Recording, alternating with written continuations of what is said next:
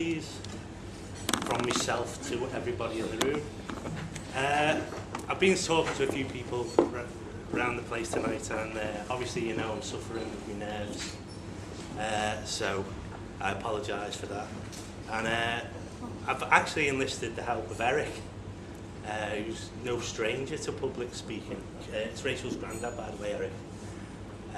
He used to, when he was an engineer in the Royal Navy, and he used to be a former captain of former golf course. And the only thing I can remember what Eric said is, Mike, if you balls it up, you'll probably get a laugh anyway. The other little tip I had was at a wedding many years ago we went to, and the best man come up with the idea of look round the room and imagine everyone to be naked, but if you don't mind, I won't do that. I'd be absolutely terrified. The second apology is, as life's gone on for myself and I get a bit older, Jane calls it that I get, what is it you call me? I'm sensitive. And what it actually sensitive means is if I watch X Factor or like Paul Potts, people like that, I start to get a bit tearful. So if you see my eyes a bit whingy today, we'll just put it down to hay fever. Right, the easy part of my speech is to say thank you to you all for coming today. As I said, it's easy for a lot of people to come here today, but a lot of people have come from a long way, like Mike, Patrick's brother, he's come up from London, Simon, he's come over from Spain, Rachel Swift, he's come up from London, and friends of ours, Danny and Nikki, come from Ireland, so I'd like to thank you for that. And also Mike and Moira for the help with the planning the wedding, and without them we wouldn't have been here today. And also Carol and Helen for the behind the scenes, so thank you very much. Second part of my speech, got to talk about my lovely daughter. Here's where we get tearful. I honestly can't say that I couldn't ask for a better daughter. I mean, she's a loving, caring, confident person. She's also a very talented artist. And looking at some of the hairdos in this room, you're all aware that she's definitely at the top of her game in her job as a hairstylist. Bear in mind, I do see the befores and afters.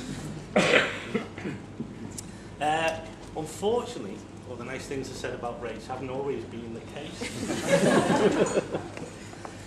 When she was a little girl, she was all the above, very confident. And the funny thing, how confident she was never worried about getting married. The reason being because she also, I don't know if you remember this, you naturally assume that you marry your dad. But when we come clean with that and said, no, that's definitely not allowed, but not in this country anyway.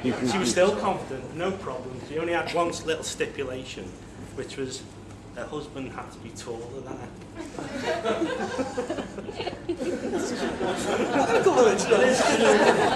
I'm right in saying that. That's the only stipulation Rachel ever had. When Rach moved on into her late teens, we did see a massive change in her.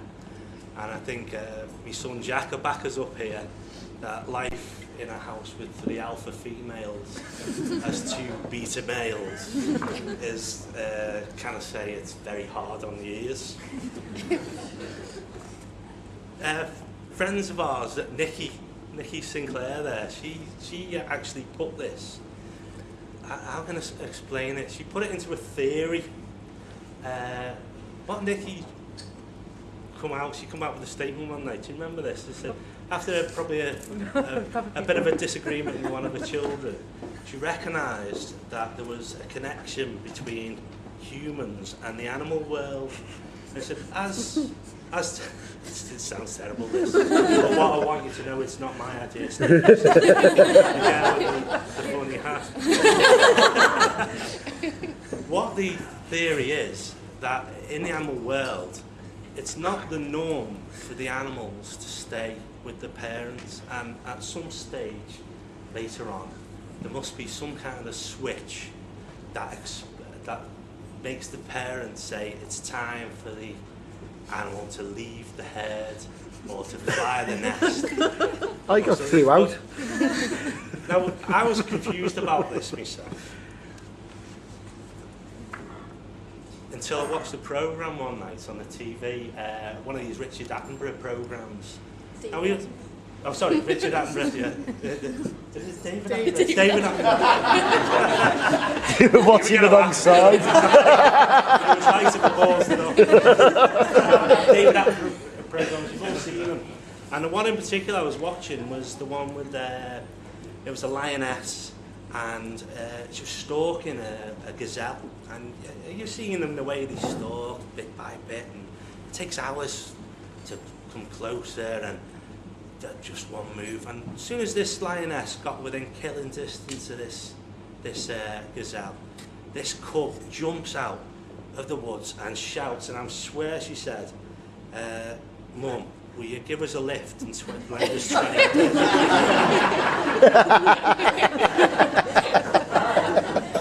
So years later on, I'm sat there with my David Attenborough switch gene, whatever you want to call it, well and truly switched on. When in walks my wife, and she said, "Oh, Rachel is going out with a fella, and I think she really likes him." And she said, "He's coming round to the house tonight to meet us, and so be nice." So there's a knock at the door, and Jane says they're here. She goes to answer the door, and I'm sat there going, "Please be tall." When in walks this, I hope you take this from the...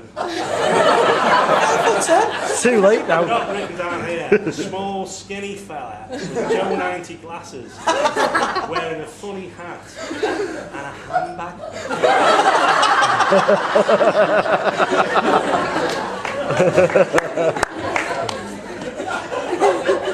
Well, it seems... You don't remember? I don't think that's a handbag, mate. Well, it seems as time passed on again that Rach really did like Paddy, and as months went by, they actually moved in together into a house which was, how can we say it? It was brand new carpets, new bathroom, new kitchen, new windows. Don't when you say like kids are hard done to. It wasn't long in the relationship, which I don't know, how can we put this, that there seemed to be a third person involved, and this fella was known as a fella called Weekend Paddy. Now, how can I describe this? Our Rachel used to come back to ours, and she used to say, he was like, "You won't believe what he done." He'd come in on Saturday night, 1 o'clock in the morning, he had a kebab, pizza, a garlic bread, and some chips. He put them all over the house. There's a fish and chips in that as well. No fish. He put them all over the house and left them and proceeded to fall asleep. Now, we did have quite a lot of these stories, if you remember, about this fella called Weekend Paddy. And as a father who wants to protect his daughter, I was getting quite annoyed. You know what I mean? I'm quite right too. But as my wife put it to me, she shut up and leave him alone. She said, "You was exactly the same as Paddy when you was his age, and it took you till you was 36 to grow up." So it actually seems right. You've got married. You can't marry anyone that you couldn't marry me.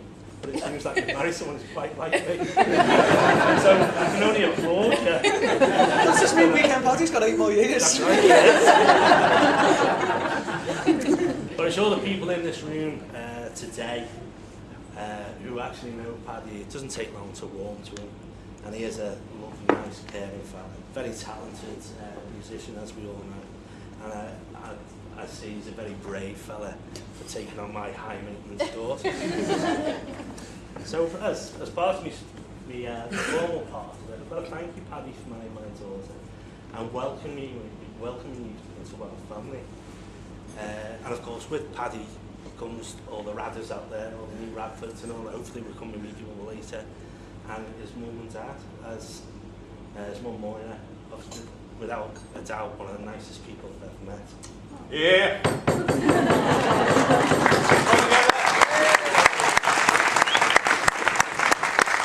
And Mike, Patrick's dad, my new golf partner, and he's that nice he actually hasn't beaten me at golf yet.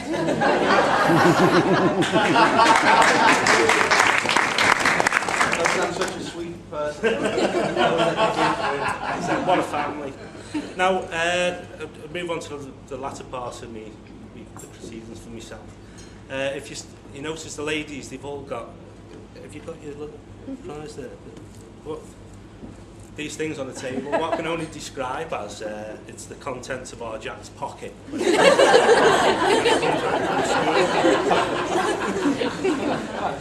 Obviously, there's a little note in there explaining what that means. Now, it was almost, but next year, it'll be 25 years ago, where myself and Jane did receive similar things, and what it actually was it was these. It's like 5 sugared almonds there.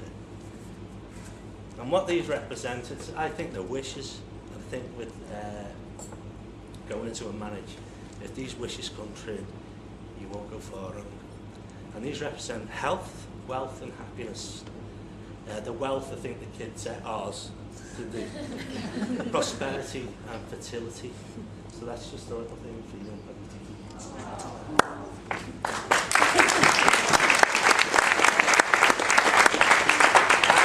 The last thing I've got to do today is ask you to all stand up.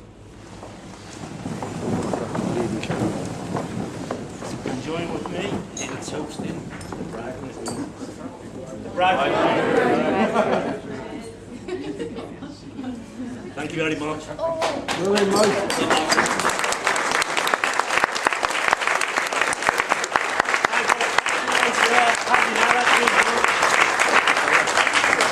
Ladies and gents, Mike Tumblety!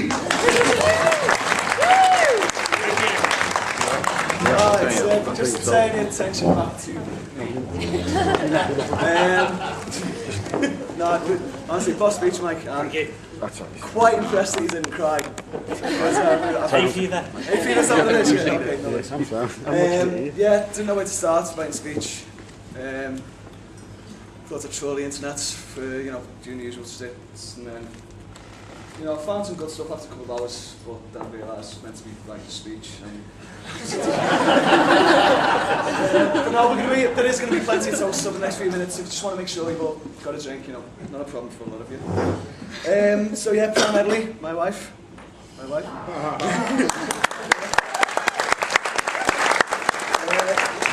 Yeah, we'd just like to thank you all for coming.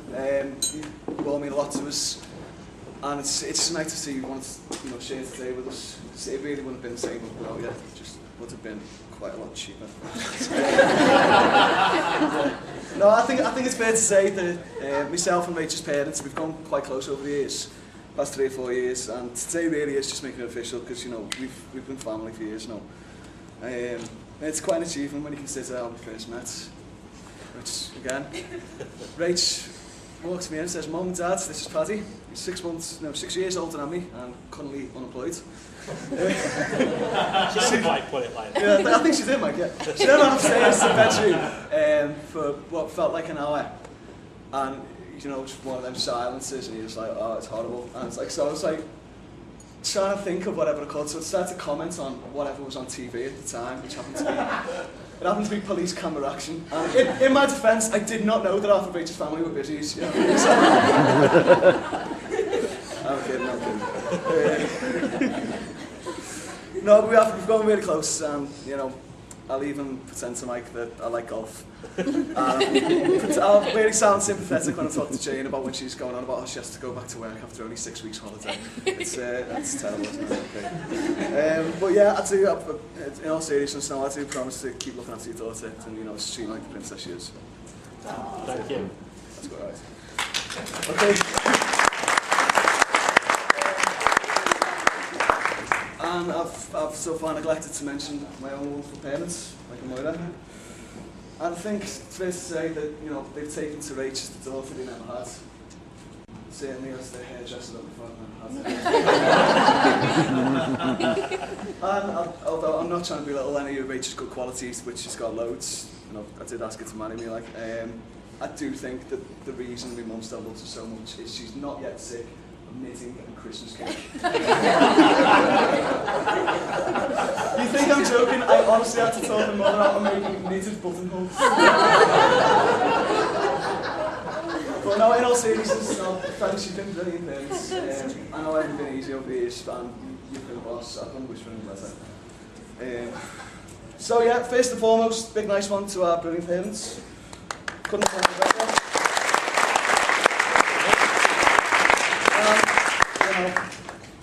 You know, at least paying for lunch. I think a special thank you needs to go to Jane for working her fingers to the bone on all these flowers. She did all this herself, and I just think that's brilliant. Do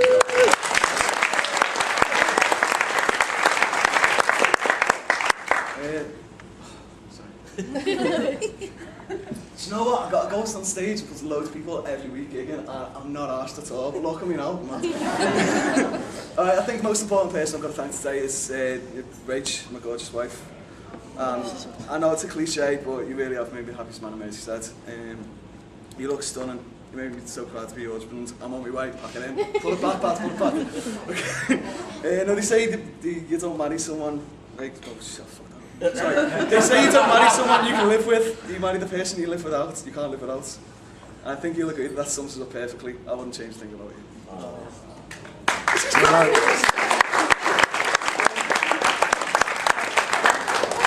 Next, I'd like to thank the bridesmaids, who I think we've all agreed on this. It hasn't been easy for all the bridesmaids to be here today. Rach Swift's had to take time away from her final year in university and come all the way from London. Faye's come all the way from Roscommon in Ireland. She can't even have a bevy because she's considerably knocked up.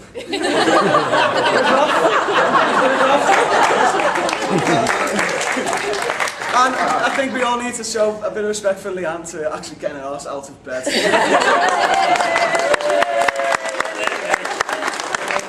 But no, I really was. I'd like to thank you all for the support you've given Rachel for the past few months. It's meant a lot to her, and I know better than anyone she is mental. So seriously, thanks for what you've been brilliant. So yeah, round of applause for bridesmaids.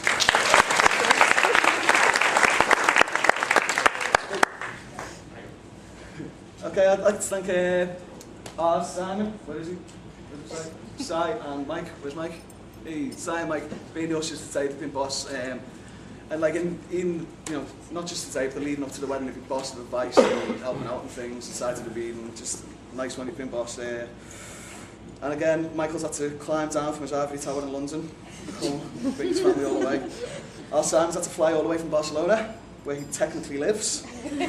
Although I honestly think the Liverpool squad have spent more time in Europe this year than our Simon. That's the aim material, that's the aim material. So it's our Simon and Mike.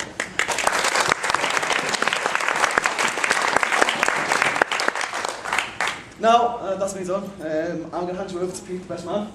I'd especially like to thank Pete. He's been a massive help, both today and in the months leading up to the wedding. Not only that, he's been a boss mate for as long as I can remember. Also, he was recently married to the lovely Isabel. I was after fascinated at that. It's really not trying not to swear. You're doing great. Keep it up. So yeah, and I would like to tell you all kinds of embarrassing stories and things that Pete's got up to when he's been drunk, but I honestly think it would ruin the day. And makes you still do that to me. So without further ado, I'm sure it's the best man.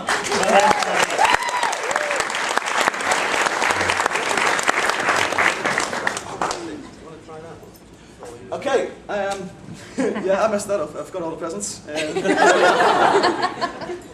Okay, yeah, so we got something for the parents? Scotty, sit down, son. Don't peek too early. So yeah, this is, sorry, the father's got nothing. This is something for my mum and Jane, just to say thanks so much for it.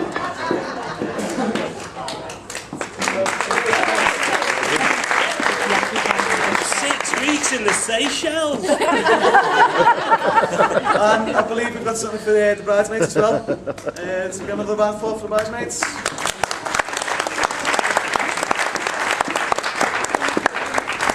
And while we're up, we've got something for Pete as well. Be the best man. Hey.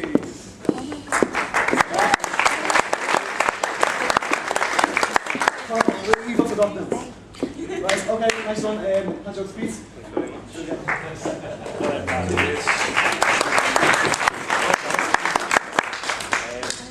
Thanks for that speech, Pad. I think you kept it together remarkably well for someone who cried during Titanic. Had to be shushed by the two 12-year-old girls sat in front of him. For anyone that does... It was only when it came out in 3D a few weeks ago. For anyone that doesn't know me, I'm Pete. I'm Paddy's mate from primary school. Like, that's where we met. You know, I don't still go to primary school. Paddy doesn't really hang around much there anymore. Some of you may have expected Paddy's brother Si to be up here as best man. Actually, a family friend came up to me before and said, "Hello, Simon, you're looking taller, younger, just more handsome in general." But yeah, Si was a shoo-in for the job originally, but then Paddy remembered that Simon, as we all know, is a very serious character, largely devoid of humour. Doesn't really know how to handle that, so not ideal for the best man job. Also, he doesn't last long. So, having been given the honour of being best man, it was up to me to make sure that Paddy stayed out of harm for the stag do. And Rachel, you know, the bride-to-be normally has a few do's and don'ts for the stag, and Rachel was no exception. She said to him before we set off, "Paddy, whatever you do, don't get absolutely wasted and headbutt an 8-foot bronze statue." But, unfortunately, she didn't say anything about him headbutting an 8-foot bronze statue of a Moroccan. So, as we're walking down Bold Street at about midnight, Paddy's had like 2 or 3 shandies, you know, well on his way. There's this Moroccan tea shop with a big 8-foot statue outside, and Paddy, obviously, as you would do at that point, goes, "Hey, look at this, lad, sir!" Headbutts it, splits his head open, blood pouring everywhere. This. He thought he did it on a sign, like a low-hanging sign. A low-hanging sign on Bold Street. Yeah. Split his head open, so, you know, Rachel's only really got herself to blame. Thankfully, some of us are a bit more responsible than Rach. So after a few minutes, the blood stopped flowing, Paddy had stopped sobbing. We took him over the road to Subway to get a plaster for his head and a foot-long meatball marinara and Italian herbs and cheese. And then, and then we head out for another 5 hours to drink heavily, of course. So yeah, thanks to the good people at Subway, Paddy is still here with us to celebrate today. It's a wonderful day.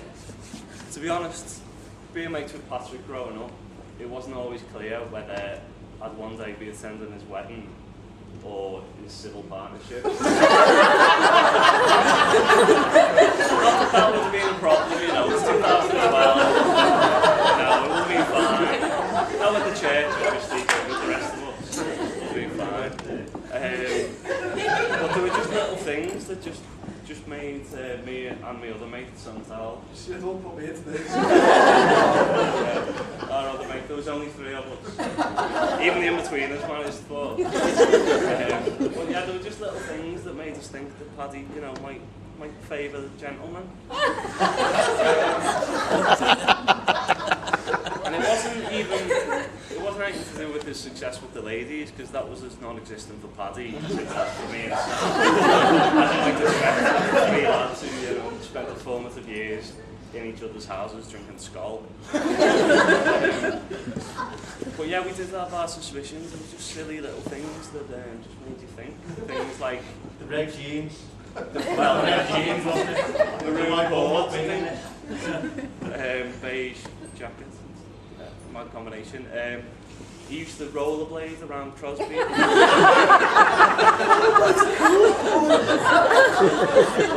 He used to sing Annie Lennox songs. He used to rollerblade around Crosby singing Just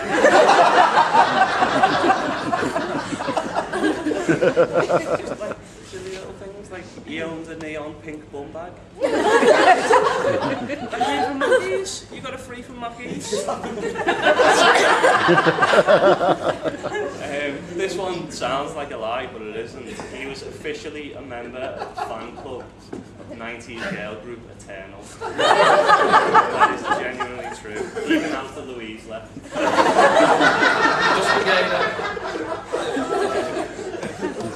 Another thing, he actually looked a bit like Annie Lennox.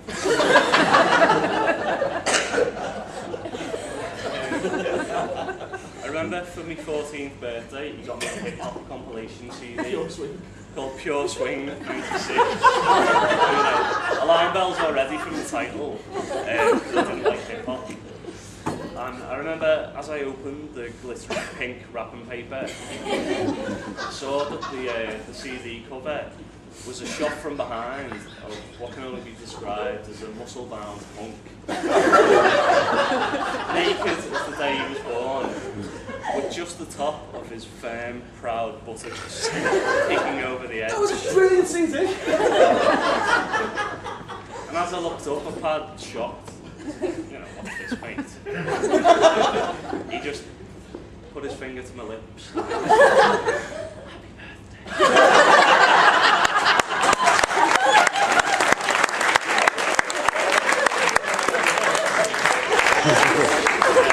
The silly little thing.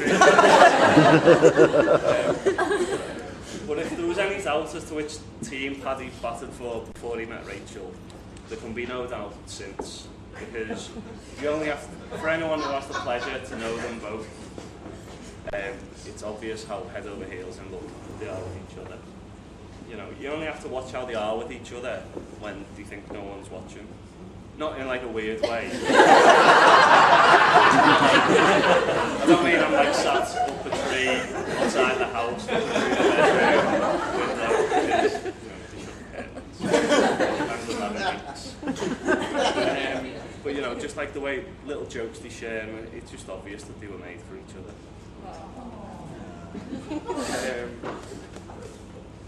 When I was writing this speech, I asked Paddy how he and Rachel had first met. He told me they'd met at a house party. Paddy being Paddy, he was the life and soul of the party. He was charming everyone with his natural wit. And Rachel, you know, only human, was immediately smitten. Rach remembers it sort of the same way. She said, we met at a nice little garden party. Paddy turned up drunk, weed in the plants, spilled wine over everyone's food, and fell asleep. As you can imagine, my first impression of him was he was an absolute knob.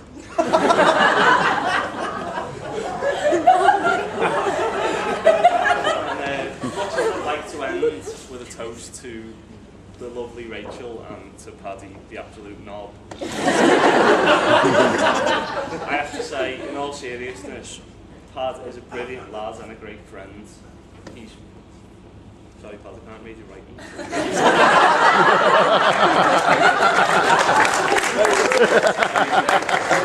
He's funny, intelligent, and anyone who's seen his hip-hop covers band, Playmaster P and the Biotics, will tell you, he's an outrageously talented musician.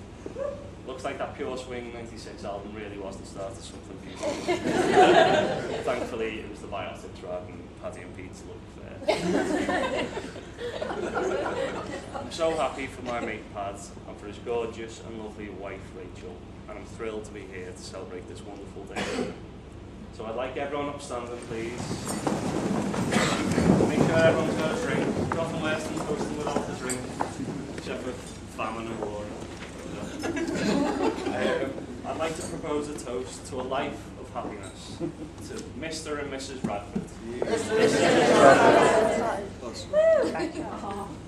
Cheers. And before I go, I've just got a little token of my affection for Paddy.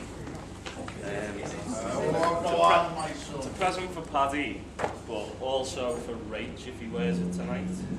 Rach, remember what Alison, Vicar, Deacon, Vicar, the canon, remember what she said, those 5 words to say? You did that very well. Remember that tonight.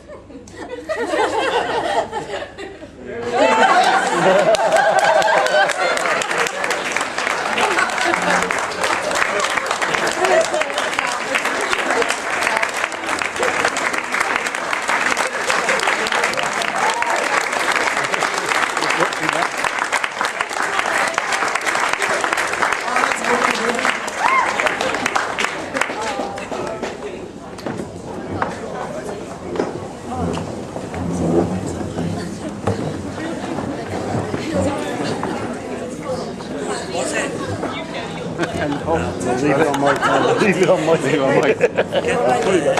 Turn it off. Relax on the seat.